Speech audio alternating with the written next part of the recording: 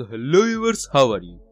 Basically अभी कुछ समय पहले ही दिवाली पार हुई और हम में से काफी लोगों ने उसमें पटाखे भी फोड़े होंगे।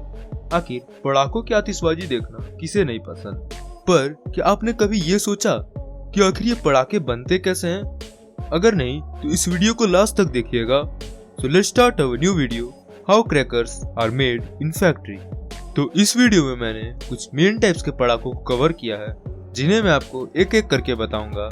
तो चलिए बात करते हैं हमारे सबसे पहले पटाखे के बारे में, जो है सुतली बम। अब सुतली बम सभी पटाखों में सबसे तेज आवाज करता है और इसके बनने का तरीका भी काफी अतरंगी होता है।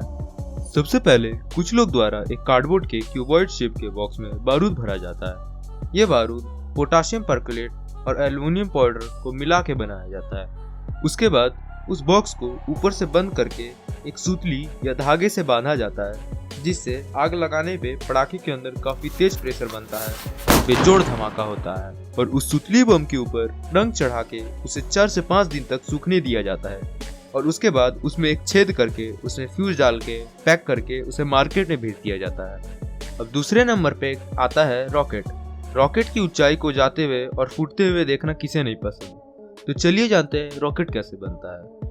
सबसे पहले कार्डबोर्ड के एक सिलेंड्रिकल बॉक्स को ऊपर से ब्लॉक कर दिया जाता है और उसमें नीचे से बारूद भरा जाता है और उसके बाद उसमें नीचे से बारूद का एक कड़ा लेप लगा के उसमें फ्यूज डाल दिया जाता है।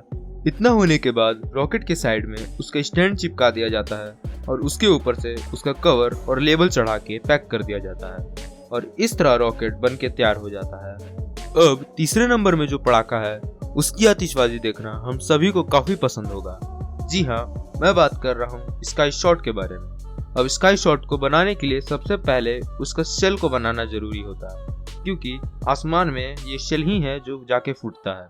अब शेल को बनाने के लिए सबसे पहले उसके फ्यूल को बनाना जरूरी होता है, जिसके लिए potassium nitrate, magnesium, aluminium powder और बारूद को मिक्स करके एक लेप बनाया जाता है। उसके बाद उस लेप को एक छल्ली में लगा के उसके टुकड़े टुकड़े कर लिए जाते हैं और उसे थोड़े देर के लिए सूखने दिया जाता है। सूख जाने के बाद उसे एक रोलर में डाल के उसमें कलरफुल पाउडर डाल के मिक्स कर दिया जाता है और उसके बाद उसे एक प्लास्टिक के सेल में डाल के उस सेल को पैक कर दिया जाता है। अब कार्डबोर्ड का एक सिलेंड्रिकल बॉक्स जो नीचे से ब्लॉक रहता है, उसमें उस सेल को डाल दिया जाता है और उसे ऊपर से एक प्लास्टिक रैप की मदद से पैक कर दिया जाता है और उस पे स्टिकर और लेबल चिपका के पैक करके मार्केट में भेज दिया जाता है। अब हमारे लिस्ट में सबसे सेकंड लास्ट नंबर में जो पटाखा आता है उसका नाम है अनार।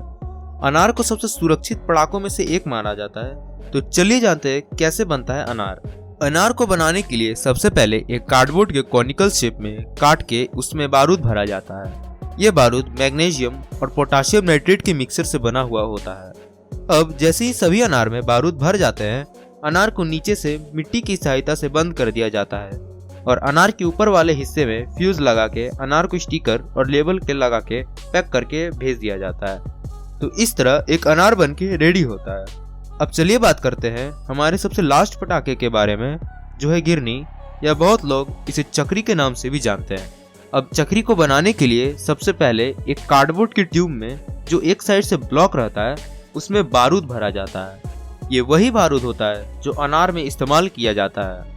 अब जैसे ही सभी ट्यूब में बारूद भर जाते हैं, इसमें थोड़ा सा गम लगा के हाथों से नहीं तो एक सिलेंड्रिकल रॉड से चक्री का शेप दे दिया जाता है।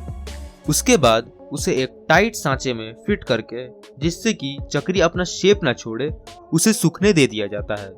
सूख जाने के बाद उसमें लेबल चढ़ा के पैक करके मार्केट में भेज दिया जाता है। अब आप समझ गए होंगे कि दिवाली में जो पटाखे हम फोड़ते हैं वो कैसे बनते हैं। अब अगर आपको ये वीडियो थोड़ा सा भी अच्छा लगा हो तो इस वीडियो को लाइक कीजिए, सब्सक्राइब कीजिए और अपने दोस्तों के साथ इसे शेयर करने की कोशिश कीजिएगा। मैं आपसे मिलता हूँ जल्द ही एक नई वीडियो में। तब तक के लिए जय हिंद, जय भारत।